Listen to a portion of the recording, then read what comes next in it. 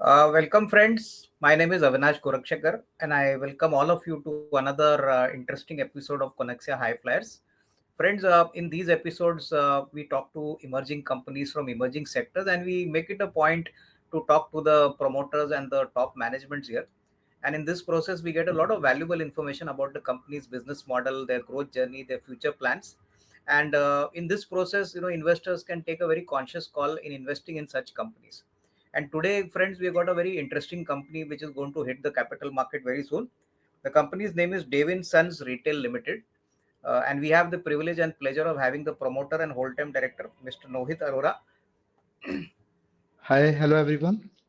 Yeah, Nohit ji, So welcome to the myself, show. thank you, sir. या sir बहुत अच्छा लग रहा है in fact I am pretty sure नोएत जी की ये छोटे इंट्रोडक्शन में we can get good information about the company from your side. Definitely, sir, definitely. So, Nohit first question, which is very elementary, if you can explain to us, what is the business of our company, और हमने इस company की journey कैसे शुरू की है? How did you start this business? So, sir, in back 2012, me and my brother started this company named Jesus Shirt in the name of proprietorship. Okay, तो उसके बाद हमने अपनी गारमेंट मैन्युफैक्चरिंग चालू करी थी वाया जॉब वर्क बेसिस. तो हम जॉब वर्क के थ्रू काम करवाते थे इसका. एंड फिर 2022 में 2022 में हमने इसको लिमिटेड कंपनी में कन्वर्ट किया.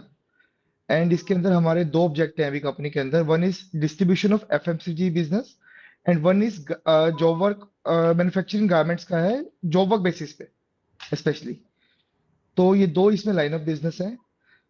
और इसके अंदर सर हम बेसिकली जो गारमेंट सेक्टर है इसके अंदर हम अपना shirts, denim jackets, denim jeans ये सब मैन्युफैक्चर करते हैं.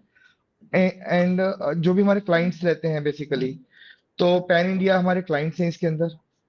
तो ये एक छोटी सी जर्नी रही है सर स्टार्ट करने की. बिल्कुल. एंड जी नोहित जी, अभी जब आपने गारमेंट बिजनेस थोड़ा समझाया हमको, तो सारा बिजनेस मैं समझ लूँ कि बेसिकली B2B बिजनेस वाला है, यानी बेसिकली आप जॉब वर्क से ये गारमेंट बना के you sell it to the B2B manufacturer, और उसके बाद उनका नेटवर्क से वो बाद में ब्रांड होके या उनके नाम से बिक जाते हैं. तो ऐसा ही बिजनेस है हमारा. बिल्कुल डेफिनेटली सर ऐसे ही बिजनेस है हमारा. B2B में डील करते हैं ज्यादातर. और ओके. इसके अलावा हमें जो क्लाइंट से लेबलिंग उनकी मिलती है हाँ. हम उनका लेबल लगा के हम इसके अंदर स्टार्टिंग से मैं आपको बताता हूँ. हमारा पहले हमारे पास टीम है, डिजाइनिंग टीम है. तो वहां पे हम डिजाइनिंग चालू करते हैं. प्रोक्योरमेंट ऑफ फैब्रिक हमारा रहता है इसके अंदर. भाई हमारे जो लोकल वेंडर्स हैं मुंबई में, दिल्ली में, वहां से हम अपना सैम्पलिंग मंगवाते हैं पहले. तो उसको हम अपना श्रिंकेज करते हैं. उसको फिर हम एक सैंपल क्रिएट करते हैं. उसे हम कहते हैं पीपी सैंपल, प्री प्रोडक्शन अच्छा. पीस. तो हमने क्वांटिटी में जैसे 100 पीपी सैंपल्स बनवा लिए. तो उसके बाद हम अपनी उसकी सैंपलिंग करवाते हैं कि क्या क्या डिजाइनिंग मार्केट में इन है और क्या है. उसके अंदर जो बायर होता है बेसिकली बायर को फिर हम वो शोकेस कराते हैं. हमारी टीम जाती है वहां पे, उसकी शोकेस करती है with with with with pricing. तो बेसिकली उसके अंदर जैसे कि हमारी गारमेंट इंडस्ट्री आप जानते होंगे अपना, कोई हाफ स्लीव है कोई फुल स्लीव है. मतलब ना इसके अंदर कोई रेट जस्टिफाई नहीं कर सकता. हाँ. रेट जस्टिफाई होती है कॉस्टिंग से. तो हाँ. ये मेन है इसके अंदर. तो वहां पे हमारे अपने जो भी सैंपल पसंद हुआ उनको, लाइक उन्होंने हाँ. 10 पीस का 10 सैंपल पसंद हुए, फिर उसका एक दोबारा सैंपल एक और बनता है. अच्छा. और फिर वहां से हमें ऑर्डर्स मिलते हैं कंपनी ओके. से. ठीक है, और समझ वो गया. सब हम फिर उसको एग्जीक्यूट करते हैं. और सर जो एफएमसीजी बिजनेस है, एफएमसीजी के अंदर हमारे डिस्ट्रीब्यूशन चैनल है. वही जो ब्रांडेड कंपनीज हैं उसका हम माल डिस्ट्रीब्यूट करते हैं. और कुछ नॉन ब्रांडेड प्लेयर्स भी हैं मार्केट में. तो दोनों का वाइस वर्सा हमारा रूट ऑफ एक्शन है. ओके. ठीक है, समझ गया. अभी मेरे को बताइए सर, अभी एफएमसीजी बिजनेस डिस्ट्रीब्यूशन बिजनेस की बारे में बात हुई है. सर पहले तो हमको हम्म थोड़ा सा आइडिया दे दीजिए कि गारमेंट से एफएमसीजी डिस्ट्रीब्यूशन ये कैसा शिफ्ट हो गया, और दूसरी बात सर, आपके कौन से बड़े ब्रांड्स हैं जो आप डिस्ट्रीब्यूट करते हो, और कौन कौन से प्रोडक्ट कैटेगरीज है, तो सर थोड़ा हमको समझ में आएगा कि किस प्रकार के एफएमसीजी प्रोडक्ट्स आप मार्केट करते हैं. सर एफएमसीजी प्रोडक्ट्स में आने का रीजन यही था. भाई एक टैगलाइन तो शुरू से ही चलती है, रोटी कपड़ा और मकान. तो सर हम्म. कपड़ा हम कर ही रहे थे, हमने रोटी का और किया, एफएमसीजी सेगमेंट में घुसे हम. तो क्योंकि हमारे जो वेंडर्स हैं ना वो काफी चीजें बेचते हैं साथ में ही. तो उनका बेसिकली एफएमसीजी भी चलता है साथ में. और एक एक मिक्स मिक्स मार्ट टाइप होता है उनका आगे जो जिनके स्टोर्स होते हैं. तो फिर हाँ. हमने उस लाइन में काफी स्टडी थी हमारे को ऑलरेडी बैक बैक से ही. तो हमने उस लाइन को क्रिएट किया, फिर हमने कुछ डिस्ट्रीब्यूशन चैनल बनाए, अच्छे बड़े ब्रांड्स हैं बाजार में जिसको हम डील करते हैं। साथ में ओके। हमारी जो डीलिंग प्रोडक्ट्स रहते हैं, बिस्किट्स हो गए, टी हो हाँ। गई, अ, उसके अलावा अपना चॉकलेट्स हो गए, आटा हो गया, ये सब चीजों में हम डील करते हैं। बिल्कुल। एफएमसीजी में ही बात कर रहा हूँ मैं। ठीक है, समझ गया। हाँ सर जी। अभी और एक बात बताइए कि अभी करंटली जो दोनों बिजनेस है, गारमेंट और एफएमसीजी डिस्ट्रीब्यूशन, इसमें अगर मैं इस साल का रेवेन्यू देखूं तो करीबन 13 करोड़ का रेवेन्यू था जी। FY 24 के लिए, जो ट्वेंटी कंसोलिडेशन फोर के में। बाद रिपोर्ट हुआ है। सर इसमें से कितना बिजनेस गारमेंट से आया और कितना बिजनेस एफएमसीजी डिस्ट्रीब्यूशन से आया, अगर if you can give us a मोटा मोटी kind of breakup. Yes yes yes yes. Sir हमारा बेसिकली जो रिवेन्यू स्प्लिट है ना, अराउंड 50-50 है सर अभी आज की डेट में। मतलब कि हाँ। 60-40 का भी, या 40-60 ऐसे रहता है हमारा, मतलब यही लाइन ऑफ एक्शन चल रहा है। मेरे ख्याल से सर 13 करोड़ के अंदर हमारा 6.5 करोड़ तक का धंधा एफएमसी गारमेंट बिजनेस से था, और 6-6.5 करोड़ का एफएमसीजी से था। आपने ओके। देखा होगा पिछले फाइनेंशियल्स में हमारा 3 करोड़ का एफएमसीजी था, तो उसके बाद हमारा 6 हुआ। एंड इस साल होपफुली सेम ही रेंज में जाना चाहिए। ठीक है, समझ गया। सर हाँ। अभी एक बात बताइए एक नोहित जी की, सर डोमेस्टिक मार्केट में हमारी गारमेंट में, दैट इज B2B मार्केट में, और ये एफएमसीजी डिस्ट्रीब्यूशन में, in both the product category sir हमारी पोजीशनिंग क्या है? Like where are we, like are we still a very small player और आर वी ग्रोइंग रैपिडली? जो हमारे कस्टमर पॉइंट्स है वो हमको किस प्रकार से अहमियत देते हैं, और are we reasonably big in terms of distribution reach? या क्या हम एफएमसीजी डिस्ट्रीब्यूशन बात करें तो पैन इंडिया प्रोडक्ट्स जाते हैं, या पर्टिकुलरली कोई ज्योग्राफिकल एरिया है, दिल्ली है या वेस्ट इंडिया है, वहां पे ही ज्यादातर हमारा डिस्ट्रीब्यूशन चलता है? इसके बारे में बताइए। सर जो मार्केट की स्ट्रेंथ की बात है, देखो हम गारमेंट इंडस्ट्री आज हमें 13-14 साल हो चुके हैं काम करते हुए। एफएमसीजी हमारा 3 साल पुराना बिजनेस ऑलमोस्ट होने वाला है। तो इसके अंदर मैं अगर बात करूं कि बड़े या छोटे की, सर इसके अंदर ना गारमेंट में इंडस्ट्री में ना सर आपकी क्वालिटी मैटर करती है। ठीक है, आपकी जैसी क्वालिटी है ना, वैसी आप पोजिशनिंग अपनी बनाते जाओगे मार्केट के अंदर। एंड आप देख रहे होंगे 2020 में जैसे मेरा रेवेन्यू 4.5 का था, उसके बाद कोरोना ने हमें हिट बैक किया। ठीक है, उसके बाद हम आज उस चीज को दोबारा से कॉप अप करके आज हम अच्छे लेवल पे जा रहे हैं, उसको हमने बीट किया, उस रेवेन्यू को बीट किया हमने। और अभी हम पोजीशनिंग अच्छी बना रहे हैं सर। मार्केट काफी कॉम्पिटिटिव है, आप कह सकते हो। और कंपटीशन हर चीज में है सर, उससे हमें चैलेंज नहीं है मार्केट में, क्योंकि सर मेरी क्वालिटी जो है वो हम्म। हम अपनी बेस्ट गिनते हैं। और सर जहां तक बिल्कुल। एफएमसीजी की बात है, एफएमसीजी में सर अभी मेरे पास जैसे कि 7 स्टेट्स हैं अभी इन हाउस जो मैं कर रहा हूँ। जैसे कि हमारा दिल्ली है, हरियाणा है, यूपी है। पंजाब में काफी अच्छा हमें पिकअप देखने को मिला सर। पंजाब मेरा काफी अच्छा जा रहा है, पंजाब मेरा काफी अच्छा हिट हुआ है। और एक जो ऑब्जेक्ट हमने डाला है हमारी, उसमें हम राजस्थान को काफी अच्छा एक अपना सेक्टर देखते हैं। अब राजस्थान से सर हमारी यूपी और हमारा एमपी, ये दोनों हमारा अटैच होता है। तो सर मेरा टारगेट तो बेसिकली पैन इंडिया ही है जाने का। बिल्कुल। और मैं एक अच्छी ग्रोथ देखता हूँ, हाँ अच्छा अचीव कर लेंगे हम लोग इस चीज को। एंड ग्रोथ अच्छी मिलेगी हमें उस चीज को लेके। ठीक है, समझ गया। अभी नोहित जी हम्म। बताइए कि सर दोनों कैटेगरीज में, गारमेंट में आपने बोला कि आपकी कॉस्टिंग के हिसाब से प्राइसिंग डिसाइड होती है, और हम्म। एफएमसीजी डिस्ट्रीब्यूशन में क्या हम मान के चले कि सर जो भी आपका एंड का जो एफएमसीजी कंपनी है जिसके प्रोडक्ट्स आप मार्केट करते हो, सर आपको हम्म।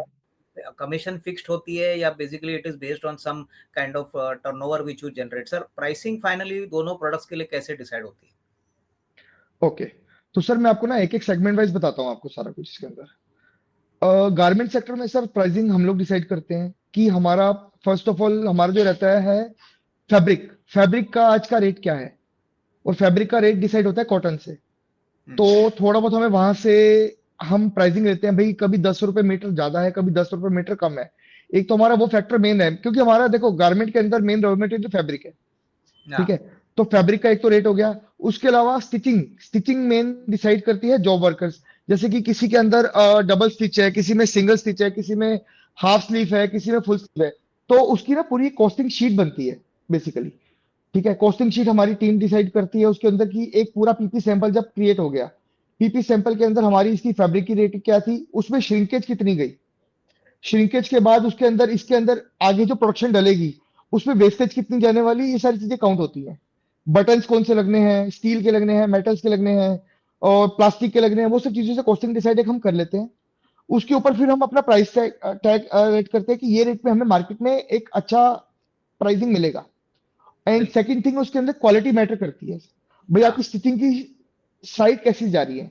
भी ना। स्टिचिंग होता है एक, तो हाँ, sir pricing pricing sir matter करती है आपकी क्वालिटी पे। बिल्कुल।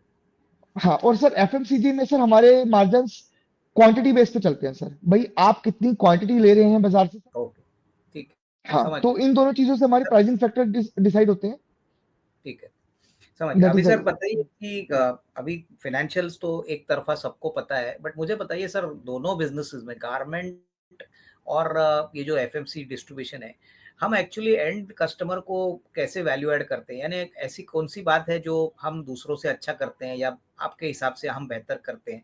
Sir 2-3 qualitative points which you can share कि सर नंबर्स तो अपनी जगह पे ठीक है, बट फाइनली कस्टमर को आपको अगर रिपीट बिज़नेस चाहिए या आपको उसको वापस आपके नेटवर्क से प्रोडक्ट बेचना है, तो क्या-क्या ऐसी चीज़ें हैं? जैसे क्वालिटी तो आपने बोला, उसके बाद एग्ज़ीक्यूशन हम्म है, सर्विस है। हम्म तो ऐसी क्या 2-3 चीज़ें सर हमको बताइए जो हमको लगे कि सर बेहतर काम आपकी तरफ से हो रहा है और वही कारण है कि कस्टमर बढ़ भी रहा है प्लस रिटेंशन भी हो रहा है? सर, तो गारमेंट इंडस्ट्री हो या एफएमसीजी, सर इसके अंदर ना एक चीज सबसे जरूरी है, वो है एक्सपीरियंस। तो अगर आपके पास एक्सपीरियंस नहीं है ना सर, तो गारमेंट इंडस्ट्री में सरवाइव करना मुश्किल है आज की डेट में। तो सर आज हमें इतना एक्सपीरियंस हो चुका है उस चीज को कि हमें कैसे किस गारमेंट को कैसे मॉडिफाई करना है या उसको वो करना है सर, वो हमारी सबसे बड़ी स्ट्रेंथ है, प्लस जो हमारी टीम है। हाँ, सर एक एक चैनल के ऊपर आपकी इतनी लेवल की चेकिंग रहती है ना हमारी, कि कहीं हाँ। पे भी अगर गलती हुई हमारे से, तो सर वो हुँ, चीज को हम सरवाइव नहीं कर पाते उस चीज को लेके। बिल्कुल। और सर फिर वही पॉइंट आता है कि क्वालिटी, सर इसके अंदर हमारा जो मेन चीज है ना वो क्वालिटी ही है। भाई आज गारमेंट इंडस्ट्री में सर मेरे को देखो, क्वालिटी ही मैटर करेगी और डेडिकेशन। और जो मोस्टली मैं सबसे ऊपर रखता हूँ ना, एक्सपीरियंस रखता हूँ सबसे ऊपर। भाई आज मुझे बिल मुझे आज इंची टेप की जरूरत नहीं होती कि कोई गारमेंट को मुझे मेजर करना है तो मुझे उसके लिए इंची टेप चाहिए, कुछ ऐसा चाहिए। सर वो हमारे ब्लड में है। ठीक है, ठीक है। हाँ, तो वो चीज मेन है इसके अंदर। सर दूसरी बात मेरे को बताइए, जब आप एफएमसीजी डिस्ट्रीब्यूशन का प्रोडक्ट का कोई भी नया लेते हो, तो सर हम्म इसमें आप कौन से प्रोडक्ट्स पे पहले फोकस करते हो? जो फास्ट मूविंग होते हैं या टिपिकली जहाँ पे मार्जिन्स थोड़े से आपको अच्छे मिलते हैं? I mean how is the hmm. Product selection done in the FMCG distribution basket? Sir दोनों में अलग अलग नजरिया है मेरा देखने का। भाई मैं क्या करता हूँ ना, 70% या 60% रेशियो में लेता हूँ जो एफएमसीजी की बहुत ज्यादा फास्ट मूविंग है। और जो 30% का जो स्प्लिट में रखता हूँ ना, उसके अंदर वो देखते हैं हम कि उसके अंदर हमें मार्जिन ज्यादा मिले। वो आइटम्स नॉन ब्रांडेड होती हैं कुछ, जैसे कि नॉन अल्कोहलिक बियर हो गई, non alcoholic I am saying, उसकी काफी डिमांड है, उसके अंदर काफी प्लेयर्स हैं। अब उसके अंदर ब्रांडेड में एक आधा प्लेयर ही है सर काम करने के लिए। हाँ, लेकिन नॉन ब्रांडेड में आप जाएंगे तो आपको 5 प्लेयर मिल जाएंगे कम से कम, जिसमें आपको मार्जिन अच्छे मिलेंगे। ठीक है, हाँ, और माल उसमें जो गुड्स होते हैं ना, वो उसकी सेलिंग भी अच्छी रहती है। और जो एफएमसीजी वाला जो दूसरा सेगमेंट है, जिसके अंदर एफएम जो गुड नेम्स हो गए मार्केट में, तो वो हमारे साथ में उसको एक सप्लाई की चेन दे देते हैं और साथ में ये हमारा मार्जिन दे देते हैं, तो हमारा वो बेस बन जाता है दोनों को मिला के। Okay, okay. ठीक है। हम्म अभी नोहित जी फाइनेंशियल्स के बारे में बात करते हैं। जैसे आपने भी कहा कि एफवाई 24 में सर नंबर बहुत अच्छा आ गया है। आपका रेवेन्यू करीबन 13 करोड़ हो गया है, जो पिछले साल हम्म 3.83 करोड़ था। प्रॉफिट भी मैं देख रहा था 1.64 करोड़ हो गया है, जो 57 लाख था। इनफैक्ट एक रीजन तो सर आपका वो टेक ओवर था, जो आपने वो कंपनी को टेक ओवर करके कंसोलिडेट किया। But sir like hmm to like अगर मैं मान के चलूँ कि सर अगर अगर purely from a comparable basis अगर लाइक करें, सो 3 करोड़ का 13 करोड़ हो गया है। बट अगर मान के हम्म चलिए कि 3 करोड़ के अगेंस्ट हमको एग्जैक्ट कंपैरिजन चाहिए, तो ग्रोथ हम्म। वही होगी? एक तो ना मैं आपकी एक छोटी सी चीज करेक्ट करना चाहूंगा। जो मेरा जो रिवेन्यू आप देख रहे हैं ना नंबर्स, वो 3 करोड़ नहीं है, वो 5.25 करोड़ का है। अच्छा, तो जो ओके, नंबर ठीक। है बेसिकली 5.25 करोड़ का है, और जो मेरा पैट मार्जिन है, पैट जो मेरा है उसमें 90 लैक्स के अप्रोक्स का मार्जिन है मेरा। ठीक है, आई थिंक ये पॉइंट क्लियरिफाई हो गया। जी।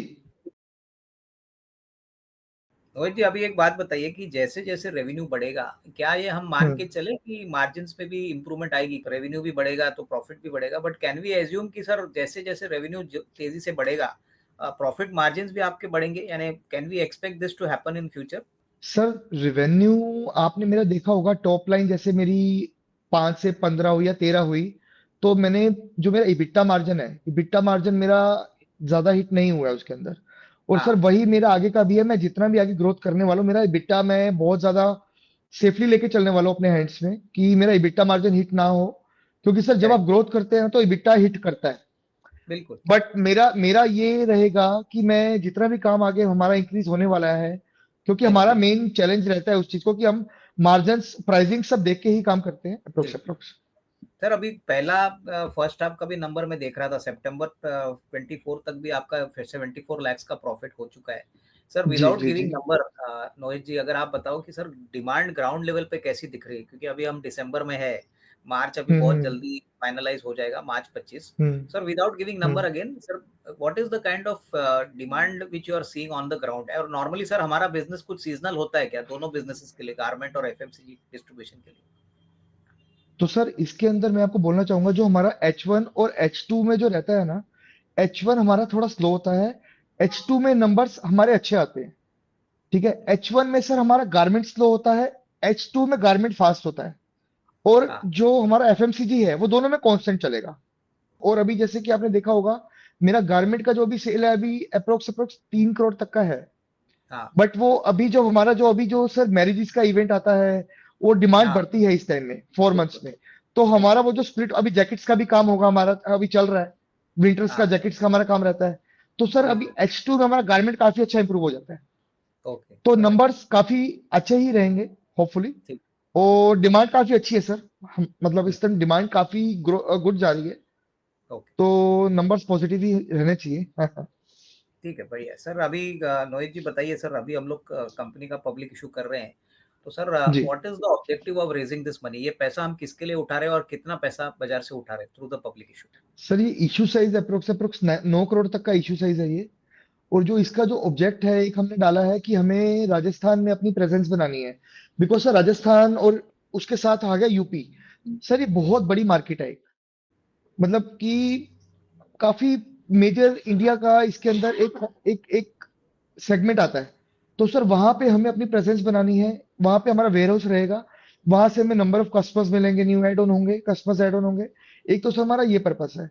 And okay. सेकंड है सर वर्किंग कैपिटल।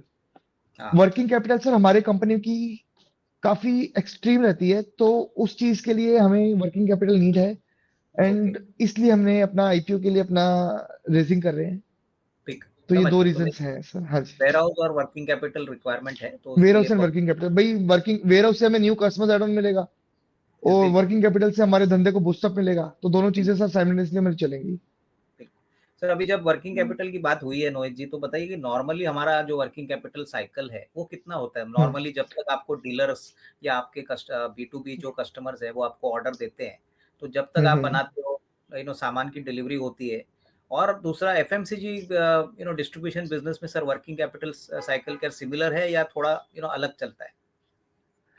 सर मैं आपको बताता हूँ, इसके अंदर भाई हमारा जो वर्किंग साइकिल जो है, अप्रोक्स आप लेके चलिए 80 to 90 डेज का रहता है इसके अंदर। 80 to 90 डेज का वर्किंग कैपिटल रहता है गारमेंट सेक्टर में।